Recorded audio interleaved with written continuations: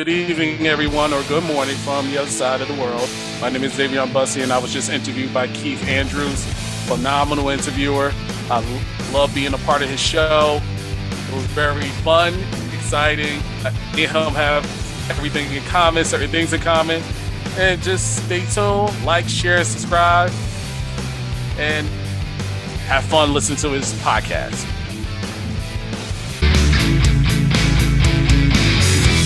For people who want to know what is the KeithAndrewNetWork, whole point of my talk show is to show people that even with having a learning disability, I can still amount to something. At the same time, I'm able to turn myself into an example for people out there dealing with any types of learning disabilities and disabilities to never give up and prove people wrong. Prove to them labels do not dictate who you are and who you're going to be. Prove them and stem out to something. With that being I can always edit that part out. With that being said, today's guest is a professional actor. So the first question I want to ask you is, who do you admire and why? Wow, that is a great question. The people I admire as actors, I'm a huge fan of Ryan Reynolds. That will be number one. I love Samuel L. Jackson's work. Chadwick Boseman, of course, God rest his soul. Eddie Murphy, and it's a couple of, and Dave Chappelle, if you count him as an actor. Well, I've never seen any movies that he did, but I know he's a stand-up comedian. Mm-hmm. Like he did Half Baked. He was also on Blue Streak with Martin Lawrence. And that's pretty much it for what I know. Oh, and he was in Robin Hood Men in Tights. That's a good movie. Yes. What about if life was a movie, what would you call it? That I have to really sit down and think. Wow. If life was a movie, what would I call it? Trials and Tribulations, I guess. It sounds like a little bit of my life. Try it, if it fails, try again. But the next one I want to ask you is, what is your biggest, I wouldn't say problem, I need to work on that question, but what's your biggest problem being an actor? Okay. Regards to that, being an hardest thing to be when it comes to being an actor. It's a lot of things. I'm just going to go forth and say through the whole list. Being rejected is the number one thing, because sometimes you feel as though you did your best, but your best is not good enough. Making sure you make the right connections, number two, because not everybody is in your favor. Everybody is just trying to use you or take what's the word I'm looking for?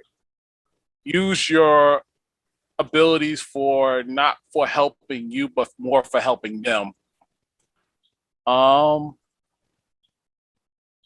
And you have to look over your shoulder most of the time. I can agree with that 100%. You know, for a perfect example, I'm a big wrestling fan. Do you like wrestling? I love wrestling. It's just that nowadays with WWE, I just feel as though AEW have evolved more than WWE. Like, I don't know what Vince is doing. Like, and you don't mind me telling people my opinion? No, go ahead. Just speak your mind. Okay. This is how I feel about what's going on with WWE. I think Vince is getting to the point where he is getting ready to sell WWE. And I think he's just getting rid of all the wrestlers that we fall in love with, and they're jumping ship to AEW. And it's like, you had Bray Wyatt, you had CM Punk, you had all these phenomenal wrestlers, but you talking about you want big, buffed up guys. And this is not the 80s and the 70s where you had huge action stars anymore. Especially if they can't perform athletic moves to basically outdo certain other big guys. No, I agree with you 100%. Look at the match yesterday. Bobby Lashley versus Goldberg. You know, yeah, 10 years ago, whatever, it would have been fine. They had to stop. The ending of the match was they had to stop the match because Goldberg got hurt. It's like, if you're not freaking capable of wrestling, do not be in the ring. It's not that hard. You know, I have a disability, and I know it's like, I give you an example. If everyone remembers, this should have been a great match. I'm not a fan of Saudi Arabia. I want them to knock that crap off, but I know, hey, you do anything for money. Goldberg, that's not the point I was trying to make. Goldberg versus The Undertaker, dream match. Beginning the match, Goldberg gives himself a concussion. Go figure how he did match. And then Undertaker drops him on his head, and Goldberg drops Undertaker on his head. It's like, that should have been should have been a 20-minute match. Right. 20 minutes turned into a 10-minute match, and it's kind of like, what was the point? You know, Sting mentioned a couple times, you know, he's someone I would love how on my show. He said he pitched the idea of doing a cinematic match as The Undertaker, and Vince McMahon said no. And supposedly Undertaker said no, but I'm not speaking for him. But Sting, there was an opportunity for Sting to fight.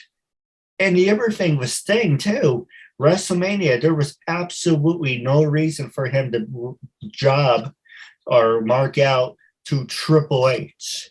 You know, I mean, yeah, it was a. Oh, go ahead.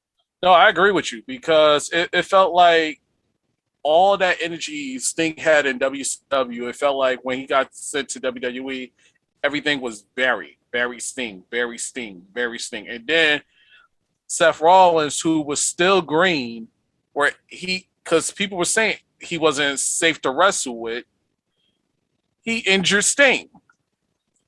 I remember meeting Sting. I didn't get an autograph. I didn't get a picture. Cool guy. He loves his fans. A little bit standoffish, but he loves his fans. I asked him, are you coming back to wrestling? He said he wasn't sure. And when he went to AEW, I think if the money was right, and if if AEW felt that he was physically able to do it, then guess what? He was physically able to do it.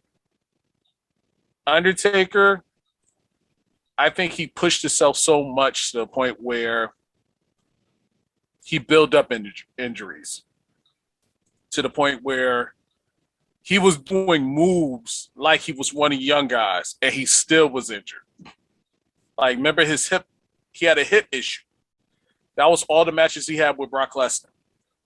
He actually jumped over the ropes to do that perfect dive, landed on the camera guy, and he still continued with that injury. That tells you that Vince does not understand.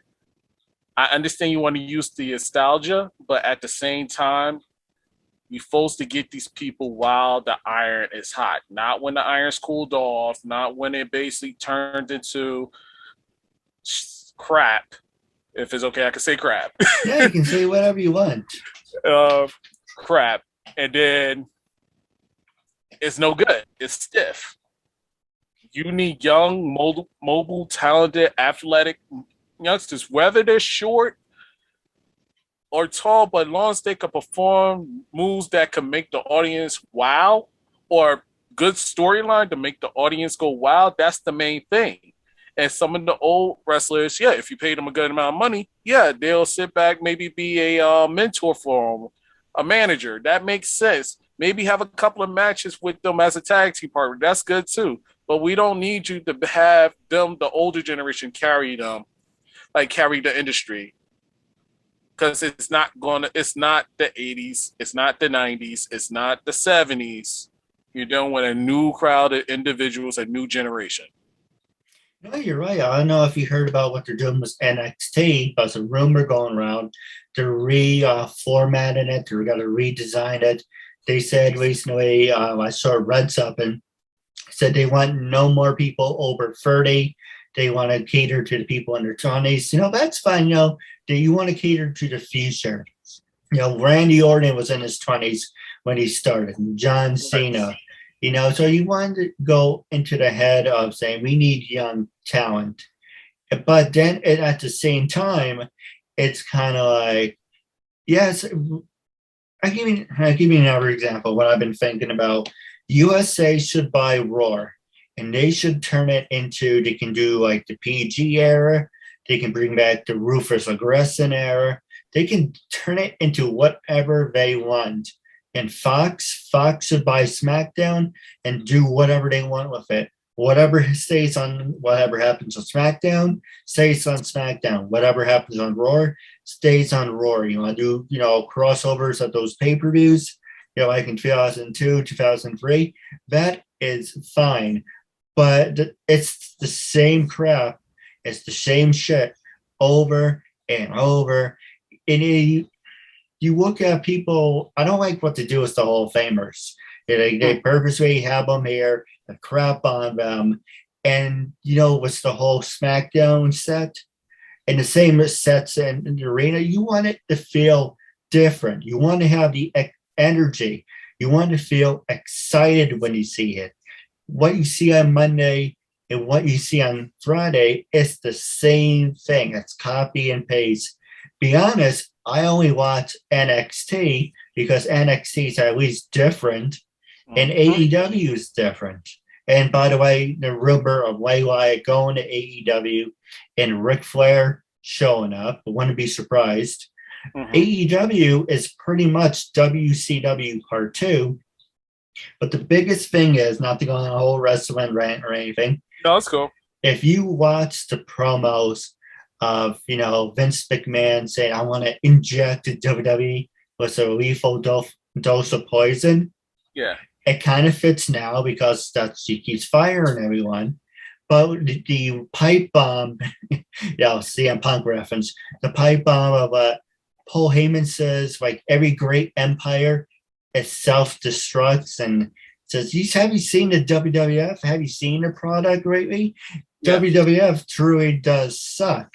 Now, that's 10 or 20 years ago. 20 years ago. It wasn't right at the time. Fast forward 20 years later, that promo aids very well, and it's the same thing if you want to use it today. Because Raw sucks, SmackDown sucks. Raw should be like this, and I'm going to pass it over to you. Actually, that should be a fun show. We can definitely work on if you're interested. Wrestling reviews, we can definitely work that out. Well, no problem. For Raw, I would say do what Nitro did. First hour, you have tag teams, just tag teams. Second hour, you can have the mid-carders. You can have focus on the women's wrestling.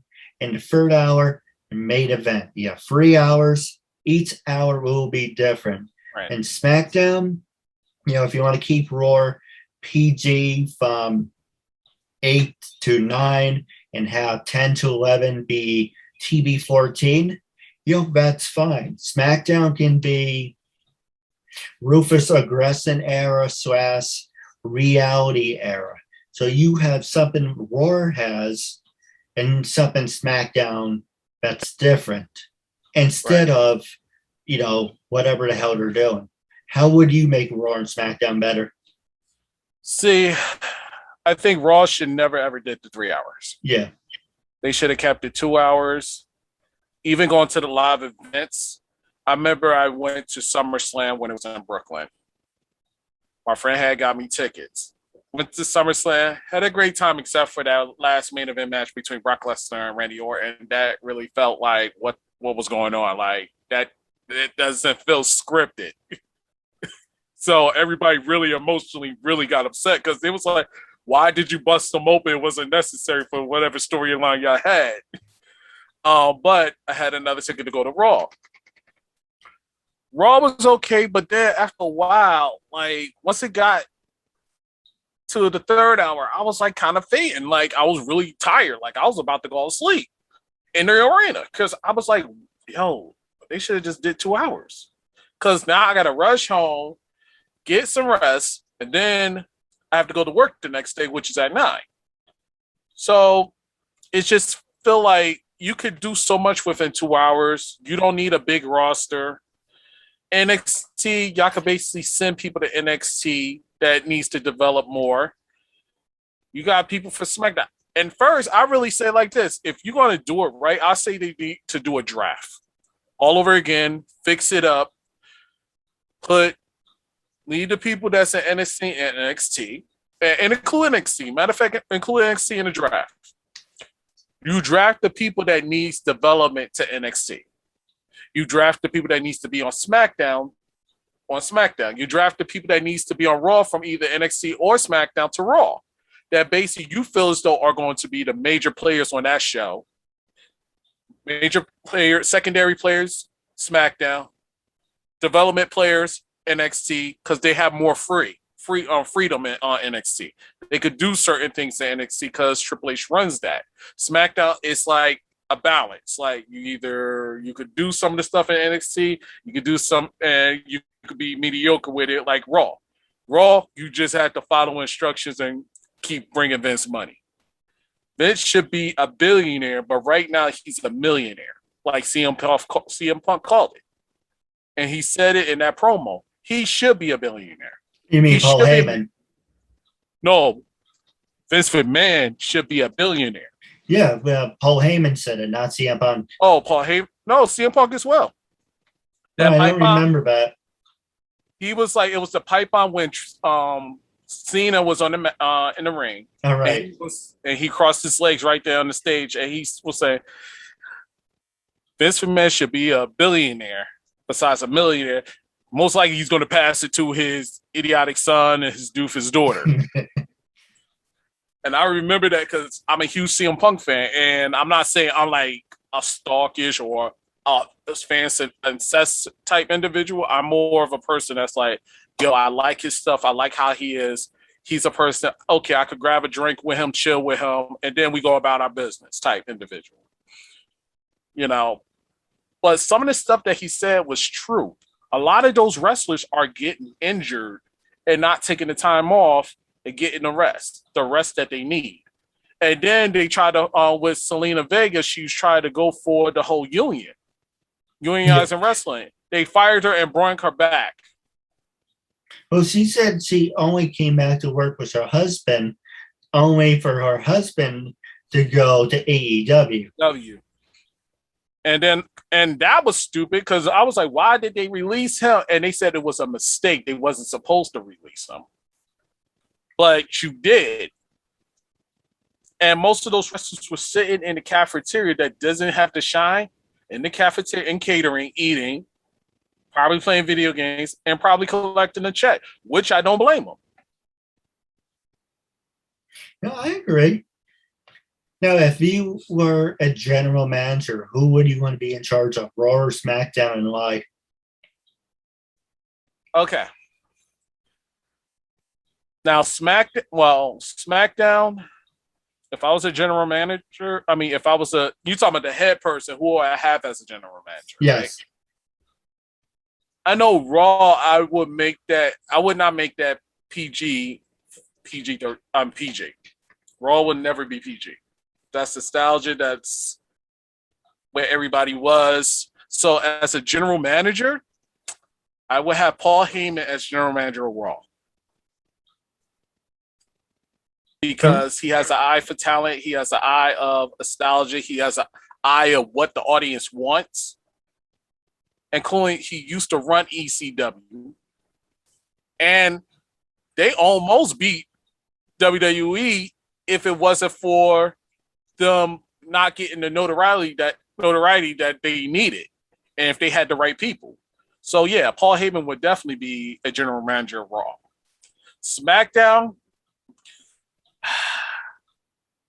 I would say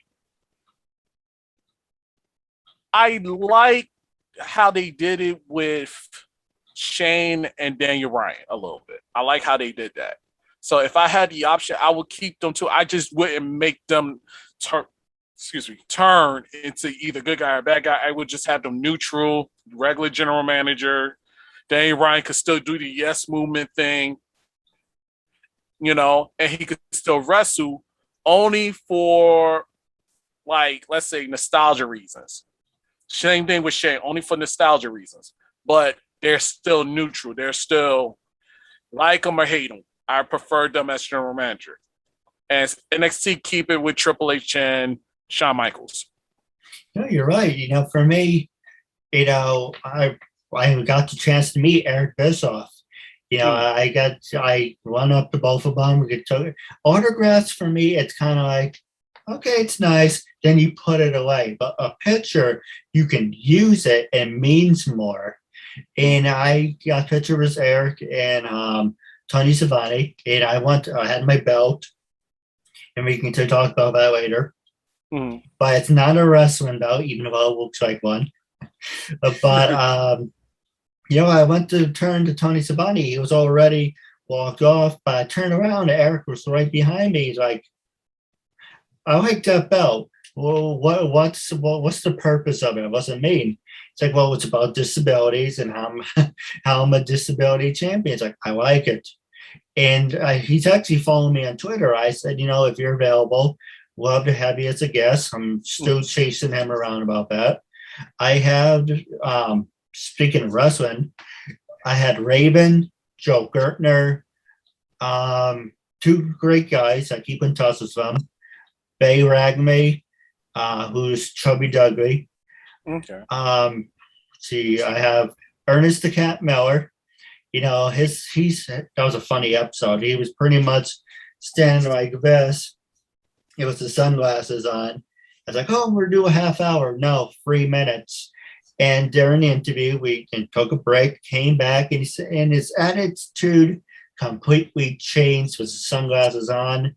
He took them off and he said, to be honest with you, I thought you're like, some kind of idiot or a mark who's trying to make money off it. But listening to you talk, I know this is real and this is legit.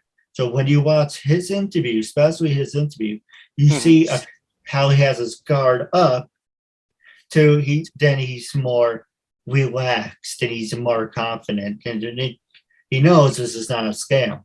Right. And it isn't. I'm not doing this, for any stupid reason. I want to do this to the day I die. That's how passionate I am about it. For the other wrestlers, I met Ashley Gonzalez, really nice, got a wrestler soul.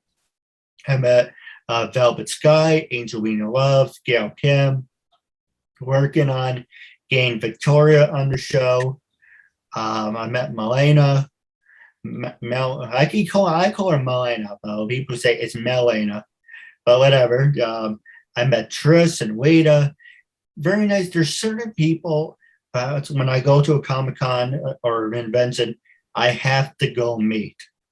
There's certain people where you go meet, you're like, okay, once was enough. I never want to see this person ever again. I went over to, Kevin Nash, Scott Hall. Very nice. We didn't talk much, so I'll give them a benefit of the doubt.